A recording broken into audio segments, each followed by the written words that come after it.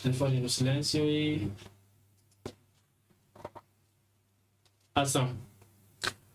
Olá, sejam todos muito bem-vindos a mais uma edição do ISP Podcast, este espaço de partilha, diálogo e do Instituto Superior Politécnico Independente. E nesta edição temos um convidado especial, vem do Brasil.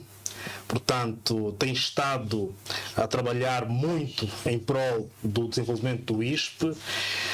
Refiro-me ao Alexandre Bacil, portanto, profissional que atua na área do desenvolvimento humano e produtividade no trabalho. Bem-vindo. Teve uma semana cheia de trabalho cá na cidade do Bango, especialmente no ISP. Qual é o balanço que faz? Como é que foi recebido? Agora já da reta final, último dia de jornada de trabalho. Portanto, o que é que lá traz relativamente a dizer sobre os trabalhos desenvolvidos nos últimos dias cá no ISP? Olá a todos. Obrigado, Osvaldo, pelo especial. E o balanço é super positivo, principalmente porque as pessoas estão com a mente aberta a buscar conhecimento, buscar transformação. A gente, como em qualquer local do mundo, não é 100% das pessoas que estão abertas a isso, mas o ISP mostra que, por estar tendo uma consultoria, ela está aberta aí a executar modificações, alterações no seu rumo, né, em alcançar os seus objetivos. Então, um balanço super positivo até o momento. Desenvolvimento humano e produtividade no trabalho. Quando falamos disto, o que é que de facto estamos a nos referir? É a área de atuação do Alexandre Bacil, mas quando falamos destes aspectos, o que é que de concreto estamos a nos referir? O que é de concreto? Bom, na minha experiência, na minha carreira profissional, né, a busca e o início da minha carreira profissional foi muito ligado ao desenvolvimento de sistemas, né, a área das tecnologias da informação. E a gente sempre observou que nessa trajetória existem três grandes pilares, que são os processos de qualquer organização, que é como se faz o trabalho, qual é a tecnologia a ser utilizada, e existem as pessoas que utilizam dessa tecnologia. E na época a gente dominava muito bem como desenvolver os processos e como entregar essa tecnologia. A grande questão é como que essas pessoas recebiam essa tecnologia. E o ser humano em si, natural de todos nós, temos uma certa resistência à mudança. E nessa caminhada, nessa jornada, eu observei que a variável, o pilar que eu poderia ter que dominar ainda, seria o desenvolvimento humano, para que as pessoas pudessem crescer junto com a evolução da empresa.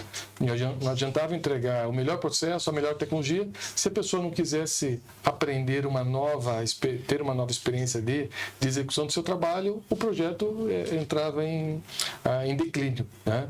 Então, o desenvolvimento humano, na minha trajetória, entrou nisso. Eu busquei me aperfeiçoar, aprofundar nisso, para que a gente pudesse entregar sempre o melhor resultado final, incluindo o desenvolvimento humano.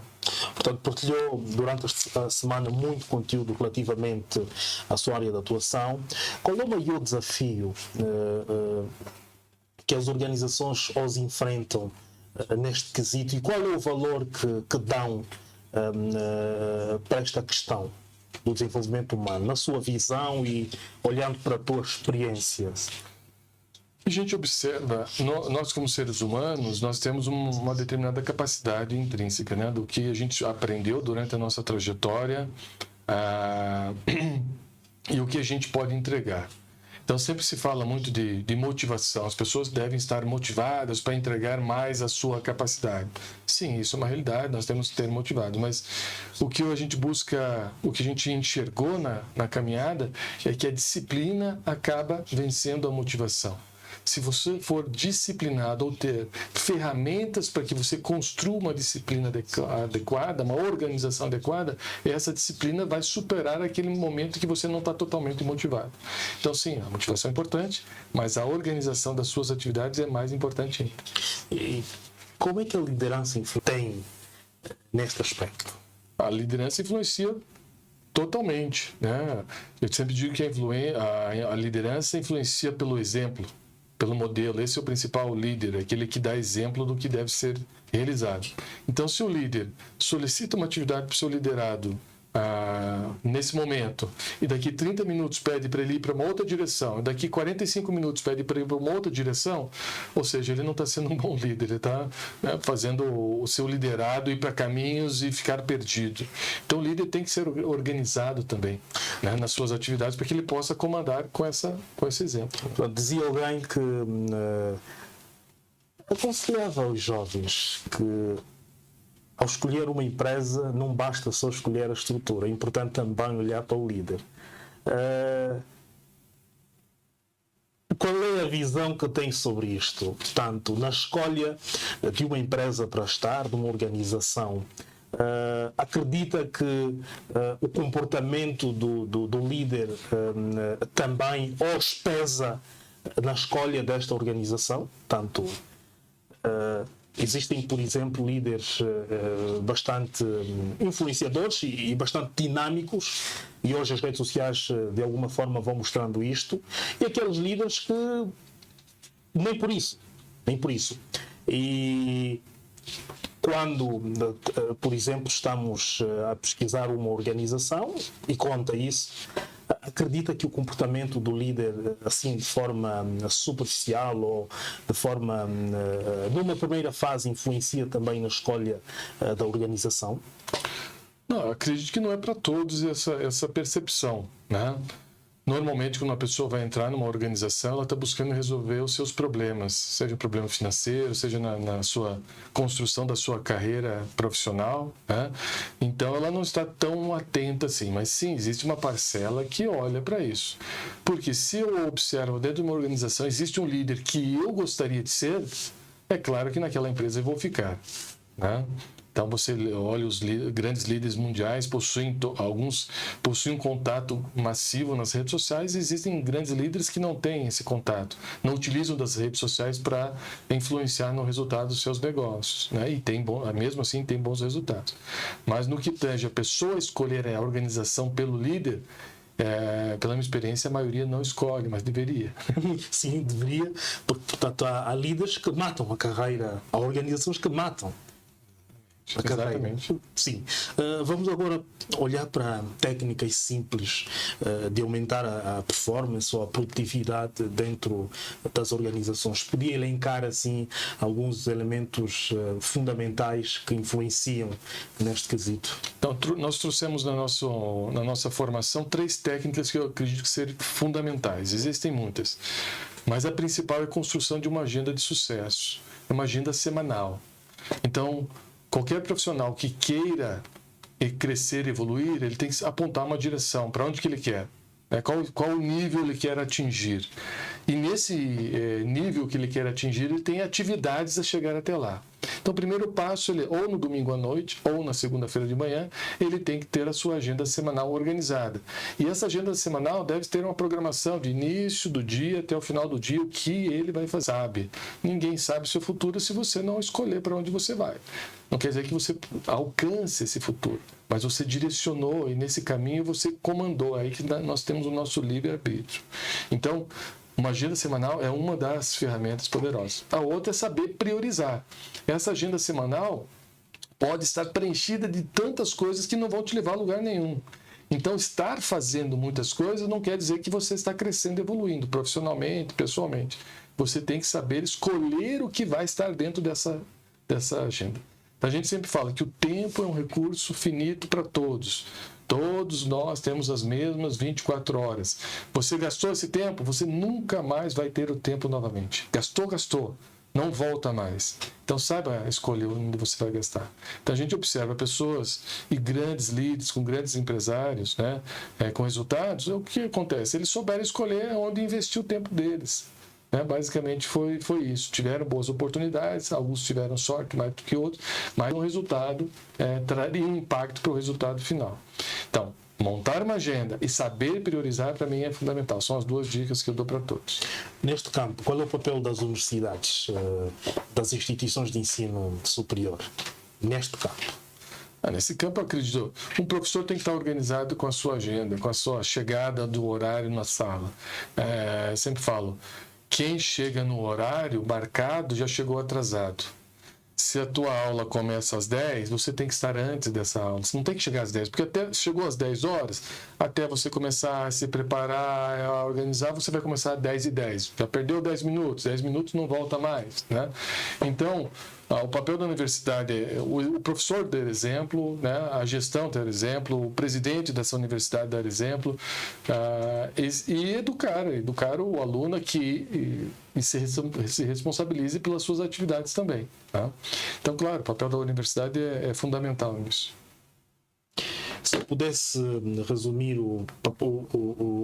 em uma frase o papel da alta performance, qual é a frase que aponte? Mais resultado com menos esforço. Alta performance é isso. Se você é mais eficiente, você consegue mais resultado com menos esforço. Não quer dizer que você vai ficar na tua zona de conforto sem fazer nada. Não é isso, né? Então, se você tem alta performance, você consegue fazer mais com menos. E quais os erros mais comuns que também se pode aqui apontar na falta, por exemplo, de produtividade e no alcance dos resultados? É hoje o maior desafio. É o maior desafio. E se é o maior desafio é porque ainda, de certa forma, não está muito bem identificado o que é que está na base disto. Então, assim, erros crassos que se pode também aqui apontar. Vamos falar de um principal que nós temos hoje. É esse coleguinha nosso aqui, né? Ele nos apoia muito, mas ele nos interrompe muito. Então, hoje os profissionais estão sempre acessíveis 24 horas para todo mundo. E você não consegue se concentrar em executar uma atividade. Quando você perde concentração em executar uma atividade que precisa de intelecto, você vai levar um tempo novamente para entrar no fluxo para executar. Então, salvo a atividade que é uma atividade de emergência, que precisa ficar disponível 24 horas, uma atividade de atendimento, os outros profissionais têm que saber se concentrar. Então, ele tem que estabelecer períodos do dia em que ele vai acessar as redes sociais, ele vai comunicar à família dele, olha, se for urgente, me ligue, mas não espere que eu responda o WhatsApp em 2 minutos seguintes, no 30 segundos seguintes, porque senão eu vou ficar o tempo todo me interrompendo e não vou conseguir executar minha atividade. Então, esse aqui é um erro clássico. As pessoas pensam que isso é normal, você ficar respondendo mensagens o tempo todo, e não é normal. Você vai ser pouco produtivo e vai ficar estagnado. Pronto, estamos na universidade. Bons profissionais faz-se na universidade ou nas organizações, digo, no campo profissional? Bons profissionais partem de onde? Bom, para ser um profissional eu tenho que ter uma formação, né? Então, agora ele não está totalmente moldado. É um conjunto dos dois, né? Então a universidade, é claro, tem que entregar um profissional minimamente capaz de entrar naquela organização que ele possa realizar.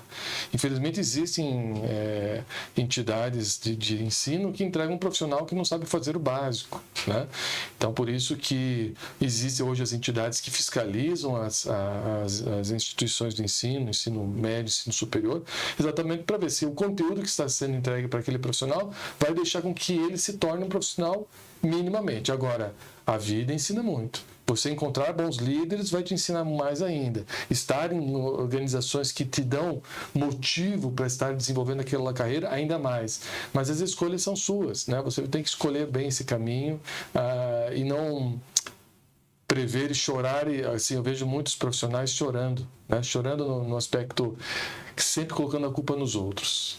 Seja no governo, seja na economia, seja na universidade, seja na família, mas a gente sempre tem que olhar para dentro, né? Então, olha, por isso que eu entrei nessa parte de desenvolvimento pessoal, porque quando você vai entregar uma consultoria, vai entregar um sistema, você tem que fazer com que a pessoa também acredite naquele projeto e cresça junto, né? Então a gente tem que olhar para dentro e se perguntar, será que eu estou fazendo a minha parte, né? Para encerrar, o que é que deixaria para os angolanos? É brasileiro, portanto vive na realidade brasileira, mas está cá em Angola. Que mensagem é que deixaria para nós angolanos, para Angola, olhando para a área que atua? Bom, o que eu deixo de mensagem para Angola é que é um povo guerreiro e é um povo feliz, apesar das adversidades. Então a gente fica imaginando como esse povo que passou por tantas dificuldades consegue ter um sorriso no rosto, né? E vocês angolanos têm essa capacidade de sorrir mesmo na adversidade. Só que a gente tem que resgatar esse lado guerreiro lá interno de vocês e potencializar ainda mais. Eu sei que vocês conseguem transformar, é um país jovem, está comemorando 50 anos de independência, que está caminhando com as suas próprias pernas, né? Mas que tem tudo a ser um país de destaque a nível do continente africano.